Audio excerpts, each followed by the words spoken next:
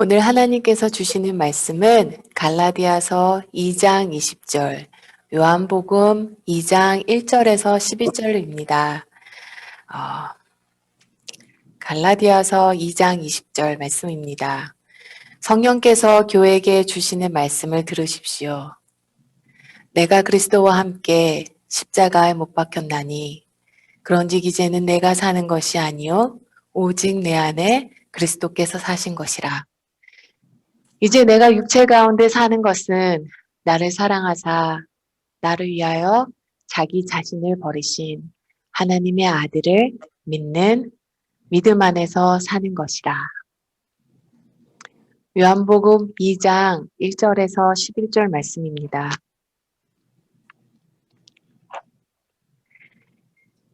사흘째 되던 날 갈릴리 가나에 혼례가 있어 예수의 어머니도 거기 계시고 예수와 그 제자들도 혼례의 청함을 받았더니 포도주가 떨어진지라. 예수의 어머니가 예수에게 이르되 저들에게 포도주가 없다 하니 예수께서 이르시되 여자여 나와 무슨 상관이 있나이까 내 때가 아직 이르지 아니하였나이다. 그의 어머니가 하인들에게 이르되 너에게 무슨 말씀을 하시든지 그대로 하라 하리라. 거기에 유대인의 정결 예식을 따라 두세 통 드는 돌 항아리 6이 놓여 있는지라.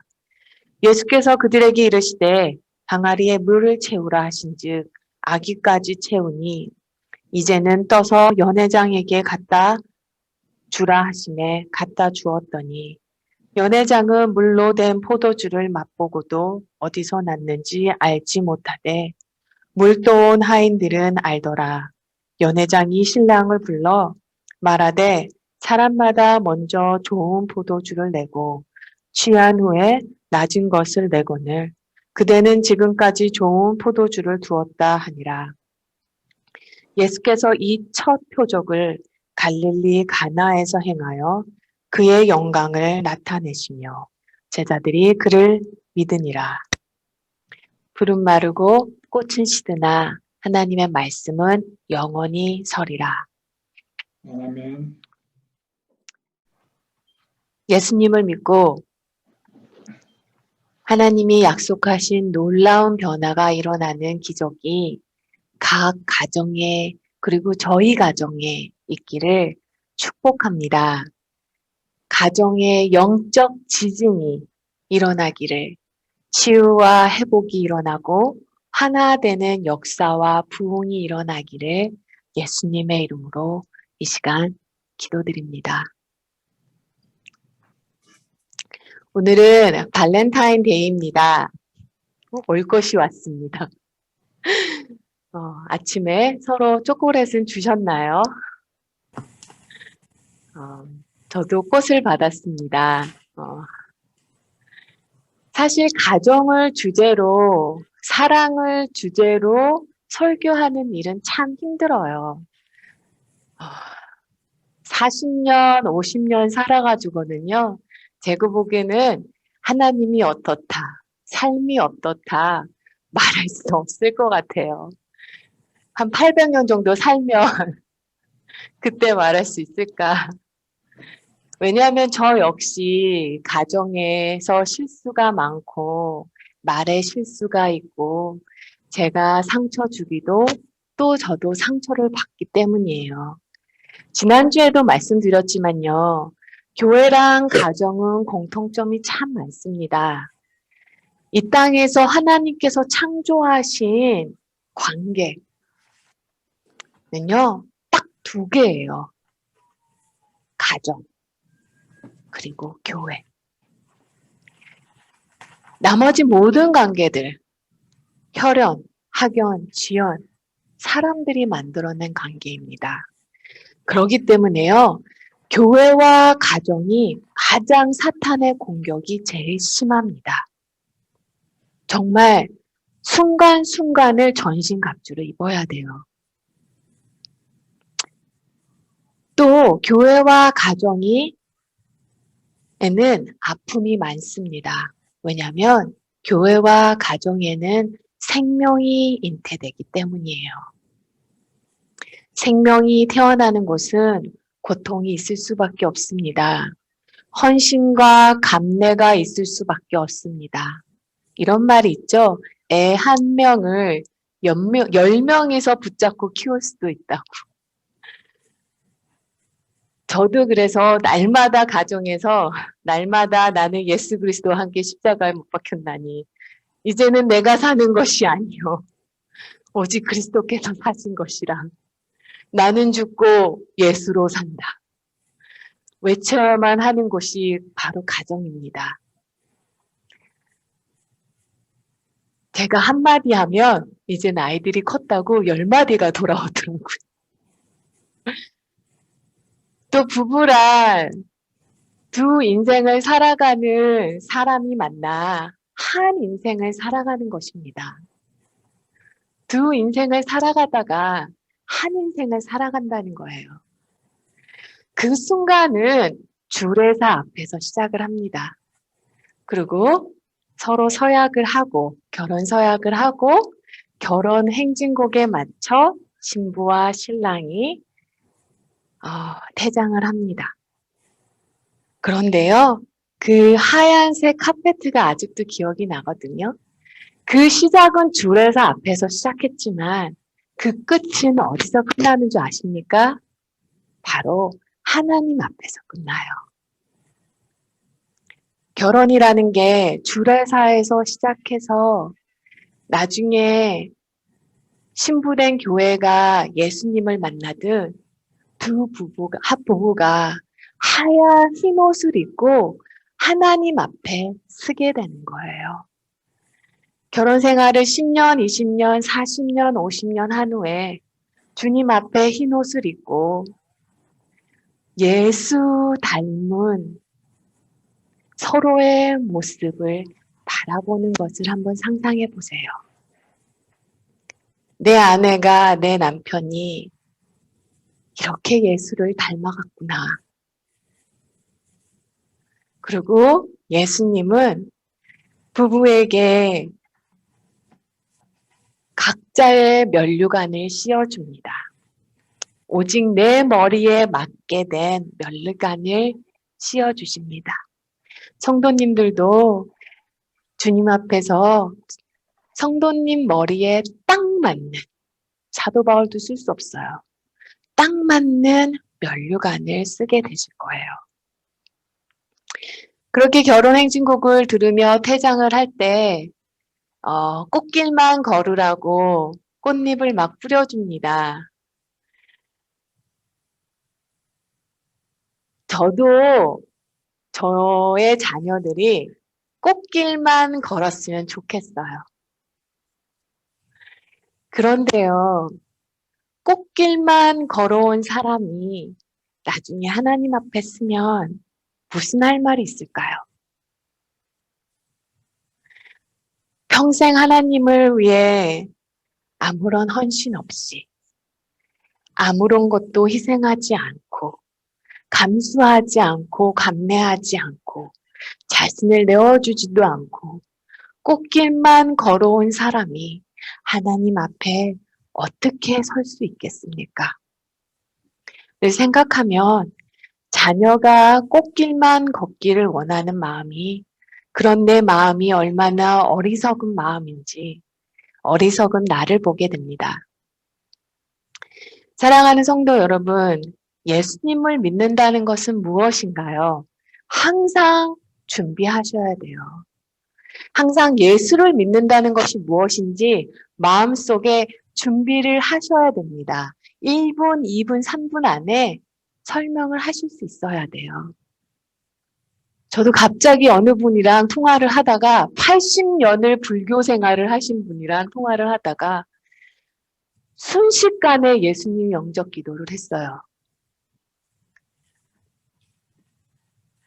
예수님을 믿는다는 것은요, 자신이 죄인임을 진정으로 회개하고 예수님이 내 죄를 짊어지시고 십자가에 죽으셨다는 것을 믿으면 누구나 모든 죄가 사함을 받고 하나님의 사실을 자녀가 된다는 것을 믿는 것입니다. 이것이 복음입니다. 그런데 십자가의 복음은 제사함에서만 끝나는 게 아닙니다. 더 놀라운 비밀이 있는 거예요. 사실 교회 안에서도 예수 믿으십니까? 그러면 다 거의 믿으신다고 해요. 제 용서함 받으셨습니까? 하면 제 용서함 받았다고 말씀을 하세요. 근데요, 예수님을 믿는다는 것은 그렇게 말로만 확증이 되는 게 아니라요. 어떻게 믿을 수 있는지를 확인을 하냐면요. 염려 없이, 두려움 없이 사는 것입니다. 그게 십자가의 복음이에요. 제 용서함을 받았고 하나님의 자녀가 된다는 것은 우리는 우리 마음에 오셔서 우리의 생명이요. 주님 대신 예수님으로 인해 변화된 삶을 살아가게 되었다는 것입니다. 이 비밀을 분명하고 간단하게 압축해서 증거하고 있는 성경 구절이 바로 갈라디아서 2장 20절입니다. 내가 그리스도와 함께 십자가에 못 박혔나니 그런즉 이제 내가 사는 것이 아니요 오직 내 안에 그리스도께서 사신 것이라. 이제 내가 육체 가운데 사는 것은 나를 사랑하사 나를 위하여 자기를 버리신 하나님의 아들을 믿는 믿음 안에서 사는 것이라. 이것이 복음의 핵심입니다. 내가 사는 게 아니고요. 내 안에 예수 그리스도께서 사시는 것이랍니다. 나는 죽고 예수의 생명으로 산다는 거예요. 예수님이 원하는 거 나도 원하고 예수님이 바라보는 건 나도 바라보고 예수님이 눈물 흘리는 곳에 나도 눈물 흘리고 예수님이 마음이 머무는 곳에 내 마음도 머무는 것입니다. 사람을요, 예수님이 보는 눈으로 보게 되는 거예요. 그런데요, 이 변화를 가장 먼저 놀랍게 경험하는 것이 어딜까요? 바로 가정입니다. 예수님을 믿는 것이 가정에서 나타나야 진짜 예수님을 믿는다고 할 수 있습니다. 대부분의 사람들은요, 가정 밖으로 나오면 가정에서보다 사람들과의 관계를 더 잘 맺습니다. 왜냐하면 자신이 맺는 인간관계가요, 생존이나 이익과 직결된 문제이기 때문입니다. 좋은 관계를 유지하려고 무던히 애씁니다. 그런데 그만큼 가정에서 배우자에게, 부모와 자녀에게 잘하고 있는가요?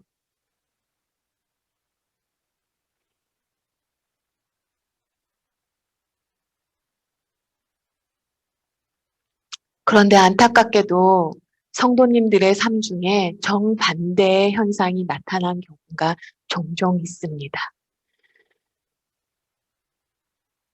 저희도 이런 말하기 되게 부끄럽긴 하지만요. 믿음이 깊어지면 깊어질수록 한국에 계시는 부모님들에게 보내는 생활비나 용돈이 점점 커져요. 근데 말이요, 소문이 한번 나봐요. 야, 예수 믿으면 아들이 용돈을 점점 더 많이 주더라. 정말 잘하더라. 사람이 변하더라. 어떻게 그렇게 사람이 변하지? 근데 안타깝게도요, 성도님들의 삶 중에 정반대로의 현상이 나타나는 경우가 종종 있습니다. 교회에서는 예수님을 굉장히 잘 믿는 사람처럼 보이는데, 가정에 들어가면 전혀 신뢰받지 못하시는 분들이 있습니다. 교회에서는 순교도 할 수 있을 것 같아요. 근데 집에 가서는 가족 식구들을 순교를 시켜버립니다. 이런 일이 일어나다 보니 예수님을 믿어도 사람 안 변해 라고 생각하시는 분들이 있으신 거예요. 그런데 절대 그렇지가 않습니다. 예수님을 믿어도 사람은 변하지 않는 것이 아니고요. 예수님을 믿어도 정말 제대로 믿지 못하기 때문이에요. 예수님을 믿어도 예수님이 나의 주인이 되지 않으시니까 변하지 못하는 것입니다. 저희가 성경 공부 시간에서도 나누었지만요. 요한복음 2장 말씀을 보면 가나 혼인잔치에 물이 포도주가 되는 기적의 얘기가 나옵니다.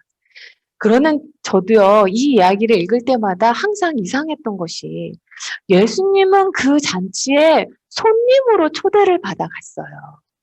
예수님의 혼인잔치가 아니에요. 예수님의 잔치가 아니에요. 손님으로 그냥 제자들하고 간 거예요. 예수님은 손님이셨어요. 4절에 보면요. 포도주가 떨어졌는데 하면서 예수님을 쳐다보니까 예수님이 말씀하시기를 왜 그걸 저한테 말합니까?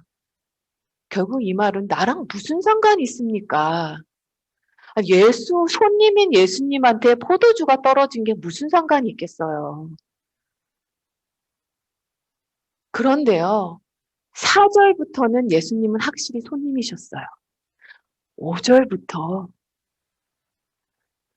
예수님의 어머니께서 그가 시키는 것은 너희가 하라고 했을 때 예수님은 더 이상 손님이 아니셨어요. 그 집의 주인이셨습니다. 주인의 모습으로 변하세요. 그리고 물이 포도주가 바뀌는 놀라운 역사가 일어납니다. 예수님은 더 이상 손님이 아니시고 주인의 위치에 서시자 기적은 일어났습니다. 손님인 예수님은 아무것도 하지 않으셨어요.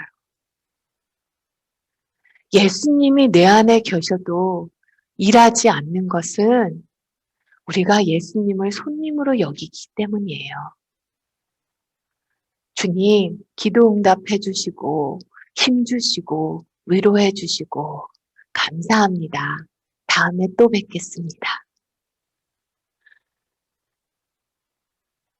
근데 가나의 혼인 잔치는요, 얘기는요, 예수님께서 우리에게 주님 되셔야 놀라운 하나님의 역사가 일어난다는 걸 말하고 있어요.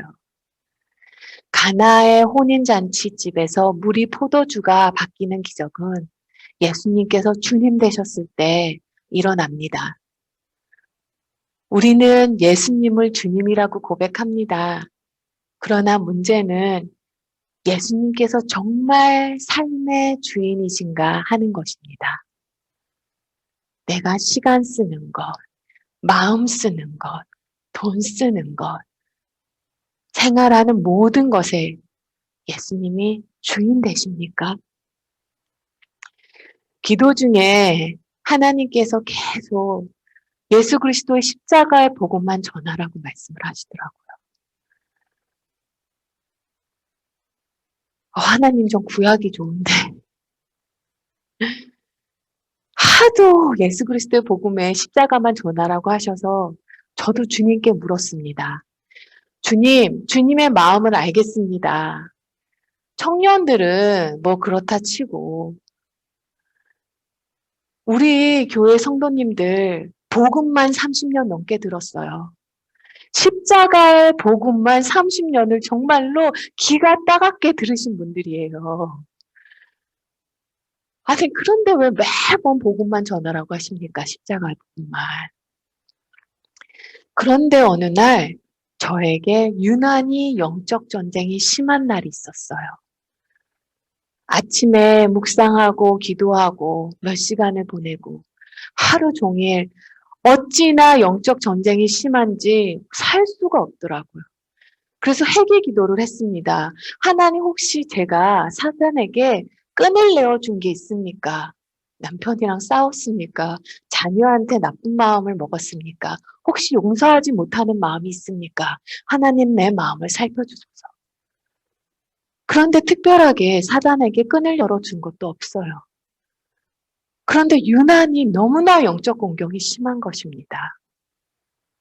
그래서 도저히 안 되겠다 싶어서 오후에는 무릎을 꿇고 아예 작정 기도를 했습니다. 하나님, 어떻게 된 겁니까? 하나님, 저는 예수 그리스도와 함께 십자가에 못 박혀 죽었습니다. 죽은 사람이 어떻게 싸우겠습니까? 저는 죽었으니 주님께서 싸우소서. 십자가의 보혈로 덮으소서. 그런데 그때 주님께서 말씀하시더라고요. 네가 지금 이렇게 순간순간마다 사탄의 공격을 받는 것처럼 성도들도 매일 순간순간마다 사방에서 공격을 당하니라. 그러니 왜 십자가의 복음이 매 순간 필요하지 않겠냐고. 사방으로 우리를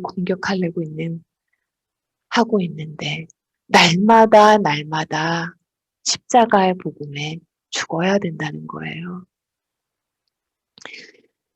이런 영적 공격이 가장 심한 곳이 가정입니다. 그래서 가장 전신갑주를 입어야 되는 곳이 가정이에요. 그런데 가장 전신갑주를 입지 않는 것이 또 가정이라는 거죠. 이 공격이 일어나는 곳이 바로 제 마음 아니더라고요. 심령이더라고요. 결혼을 하고 나니 제가 얼마나 문제가 많은 사람이고 자기중심적이고 치사하고 욕심 많고 거짓된지 자기 몸밖에 모르는지 알 수 있겠더라고요. 나를 힘들게 하는 대상은 부모나 배우자나 자녀가 아니고 바로 나 자신이더라고요. 내가 내 자신을 끊임없이 괴롭히더라고요. 나를 만족시켜줘. 나를 행복하게 해줘. 나를 좀 더 괜찮은 사람으로 만들어줘. 나를 이해해줘. 나를 인정해줘. 나를 사랑해줘. 나도 감사한 말을 좀 듣고 싶어. 나도 생색 좀 내자. 우리 안에 이렇게 사랑받고 싶어 하는 어린아이가 떡 하고 들어앉아 있어요. 사랑받고 싶고 사랑을 갈망합니다. 그런데요, 한 영혼이 천하보다 귀하다고 했어요. 그 말은요, 사람은 세상보다 크게 지음을 받았다는 거예요. 정말 누구의 말처럼요, 사람은 세상보다 크게 지음을 받았기 때문에 세상 것으로 채워질 수 없는 존재라는 거죠. 예수님의 사랑으로 변화된 사랑만이 채워줄 수 있는 존재라는 거예요. 부모의 사랑도 예수님의 사랑으로 변화돼야 되고, 배우자의 사랑도 예수님의 사랑으로 변화된 사랑으로 채워줘야 된다는 거예요. 그리고요, 사람은요, 참 컨트롤 하려는 마음이 진짜 강해요. 예측할 수 없는 것은 불안한 거예요. 예측하지 못하면 불안한 거니까 더 컨트롤 하려고 하는 거죠. 예수님도요, 어떻게 컨트롤이 안 되니까 죽여버린 거예요. 그래서 사람은 끊임없이 컨트롤 하려고 합니다. 그런데 누군가가 말해주더라고요. 컨트롤 할 수 없는 것은 네 게 아니야. 자녀도 컨트롤 할 수 없기 때문에 네 게 아니고 미래도 컨트롤 할 수 없기 때문에 네 게 아니야. 네가 컨트롤 할 수 있는 것은 바로 지금 이 순간뿐이야. 어떻게 마음을 먹고 어떻게 마음을 쓸 건지 요 순간만이 네가 컨트롤할 수 있는 거야. 미래는 컨트롤하는 게 아니라 하나님께 맡기는 거야. 미래를 아시고 나를 나보다 더 사랑하시고 나를 나보다 더 잘하시는 하나님을 신뢰하는 것뿐이야. 너는 주 안에 머무는 것뿐이야. 목자 되시는 주님만 따라가는 것이 네가 할 수 있는 전부야. 행복한 가정을 이루기에 우리가 한 번도 시도해보지 않은 방법이 있는데요. 바로 나는 목자 되는 주님만 따라가는 겁니다. 그냥 그리스도 안에 있는 거예요. 예수님 안에 있으면 환경이 어떠하든지, 가족들의 상황이 어떠하든지 상관없이 내가 행복해지더라고요. 예수님 안에 거하니 비로소 만족이 무엇인지, 평안이 무엇인지, 기쁨이 무엇인지, 사랑이 무엇인지 내 속에 느껴지더라고요. 남이 뭐라 해도 주님이 나를 사랑하시는데, 나를 이해하시는데, 행복한 가정의 비밀은요, 나 자신이 행복해지는 거예요. 주 안에서. 내가 먼저 예수 안에서 행복해지는 것입니다. 부모가 행복하면 게임 오버예요. 예수님을 믿고 사는 부모가 정말로 행복하면요, 자녀가 이 세상을 살아가는 동안 좌절하거나 실패해 낙심하게 되었어도 예수 안에 답이 있어. 우리 부모님을 보니까 행복할 수 없는 여건에 계셨는데도 예수님 때문에 행복하셨어. 하면 반드시 구원받을 길이 생깁니다. 예수님을 찾아가고 예수 안에 거하고 예수님 안에서 답을 찾으려고 해요. 반대로요. 자녀가 우리 엄마는 예수도 잘 믿고 우리 아빠는 교회에서도 유명하고 일도 참 열심히 하시는데 우리 부모님을 보니까 예수님을 믿어도 돈 없으면 소용없더라 라고 생각하게 되면요. 정말 곤란해요. 곤란해집니다. 그러면 자녀에게 살 길이 없어요. 세상에서 실패했을지라도 예수님은 능히 우리를 구원해 내실 수 있으십니다. 그러나 그 자녀는 이미 자녀의 믿음이 무너져 버렸어요. 그래서 부모가 예수 안에서 행복한 것이 가장 으뜸입니다. 진짜 예수를 믿고 예수님을 믿는 것이 예수님 안에 거하는 것이 세상에 둘도 없는 행복이면 예수님이 나를 통해서 가정을 바꾸십니다.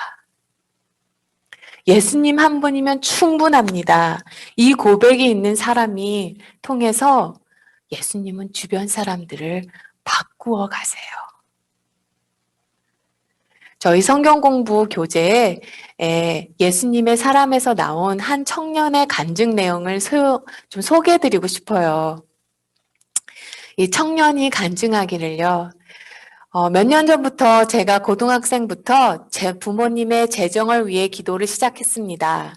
당시 아빠는 다니시던 회사를 그만두고 아는 분과 동업을 시작하실 때였습니다. 아빠가 좋아하던 연구원이라는 직업을 포기하고 사업을 하시게 된 가장 큰 이유는 돈을 더 많이 벌 수 있다는 것이었어요. 그러나 아빠는 욕심이 없는 분이십니다. 그것을 제가 잘 알아요. 아빠가 왜 그렇게 돈을 벌어야 한다고 생각을 하셨을까? 사랑하는 세 딸에게 더 좋은 것을 해주고 싶으셨던 것입니다. 그런데 아빠의 새 일은 그렇게 녹록지만은 않았습니다. 아빠에게 동업을 제안했던 사람은 아빠를 자꾸 주님과 멀어지게 하고 세상을 보게 했습니다.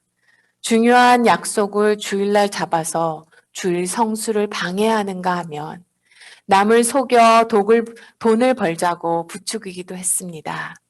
아빠가 그런 어려움을 겪는다는 것을 듣고 염려가 되었습니다. 그러던 중 신년 부흥회에 참석하게 되었습니다. 그때 하나님이 은혜를 주셔서 제가 감당하지 못할 기도를 해버렸습니다. 주님, 돈 없어도 좋아요. 우리 가난해도 좋아요. 우리 아빠가 주님 잘 믿게 해주세요.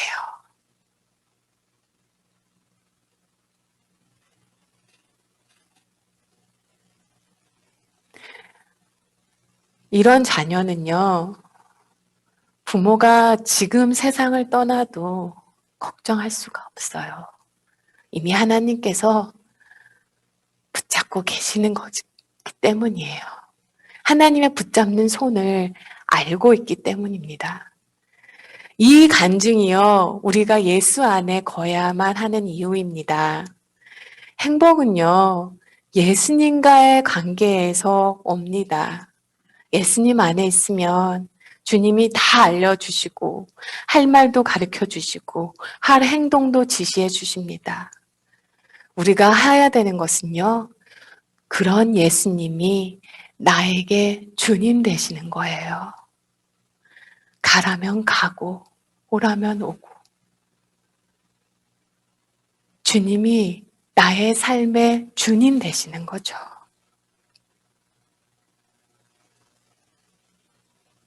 내가 할 수 있는 것은 주님이 나의 주님이시고 주만 바라보고 주 안에만 거하는 겁니다. 진짜 예수님을 믿고 정말 예수님 안에 거하는 법을 배우고 눈뜨면 주님의 놀라운 일을 경험하게 됩니다. 사랑하는 성도 여러분, 잊지 마세요.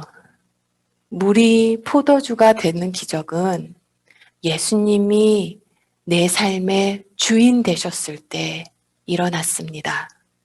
가정 안에서도 예수님이 주인 되셨을 때 예수님의 놀라운 기적을 경험할 수 있습니다.